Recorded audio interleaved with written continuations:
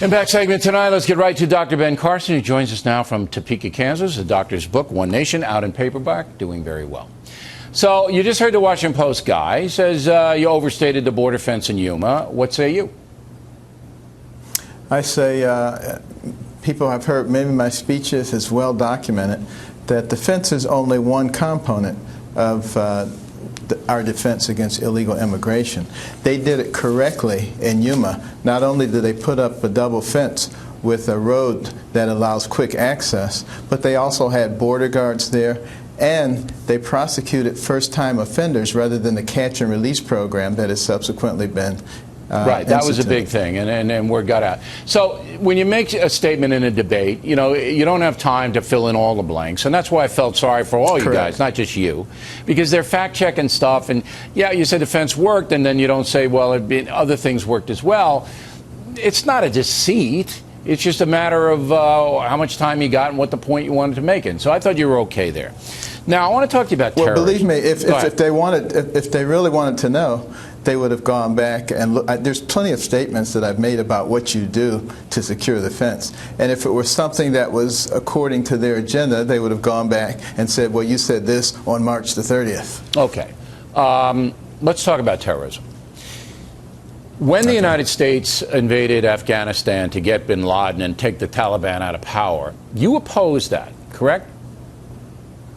Well, I opposed Iraq and Afghanistan. I thought there were better ways to accomplish our goal. Okay, let's just take Afghanistan, because Iraq is, you know, that's a whole different thing. But Afghanistan, you had bin Laden there, you had the Al-Qaeda there, you had the Taliban harboring them. That position that you didn't support that initial action sets you apart from almost every other Republican in the country. So I want you to explain a position tonight. Yeah, I'll explain that because Afghanistan does not have a central government. It has 300 tribal leaders. The only successes that we have, which were limited, were through our association with the Northern Alliance of tribal leaders, and that helped for a while. That's sort of dissolved now. And what have we really accomplished? Every nation that has gone into Afghanistan to, quote, tame it has failed.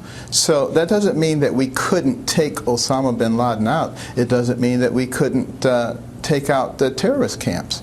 But I don't see how we could possibly expect that we were going to do what no one else has been able to do. But if a government is declaring war on the United States, as the Taliban government did, you have to attack the government, do you not? I'm not sure that we attack every government that declares war on us. I mean, I think we have throughout history, Doctor. To America. I can't recall any government declaring war on the United States, attacking the homeland, all right, that we did not remove that government. I mean, almost every time we did. But anyway, let's update this position to ISIS. Now we have another threat, open threat. We want to kill as many Americans as we can. If we get the chance, we're going to do it. How would you defeat ISIS? Well, first of all, make it very clear that we do want to defeat them. And I would use everything available to us. That includes the economic possibilities available to us. It involves all of our covert activities and special forces. And I believe that it would probably require that we actually put some men on the ground, because we've called for the development of this coalition for all the nations in that area who have an interest, but we're not providing any leadership for them. No, we're not. So of course they're not going to form spontaneously. Well, they wouldn't do it anyway. And then Europe's getting what it deserves now for sitting out the whole war on terror, and now they're being overrun by Muslim migrants, and that's the cause and effect. But you would put American troops into Syria, I assume, to attack, you know, with allied soldiers, and you'd get some, all right, to attack the ISIS Syria. people. You wouldn't go into Syria, but that's where the headquarters are. That's where the headquarters are. I wouldn't go into Syria. What I would do is I would drive ISIS out of Iraq. I think we could capable of doing that. But you couldn't destroy them, and they'd still be functioning in Syria because that's where command and control is. Yeah, you push them up into Syria, and you regain control of Iraq. That's a big part of the victory, because that's part of their caliphate. And, you know, that's the majority of the caliphate is in Iraq. That's we true. can push them out of there. That will make them look like losers. It'll make it much more difficult for them to recruit people when they look like losers. All right, but you know, with me, I'd go right to Raqqa, and they'd have to pay the price. Hey, Doctor, you know, you're always accessible to us.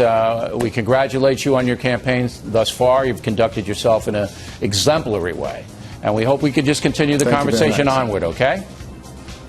Absolutely. All Thank right, you. Doc, thanks.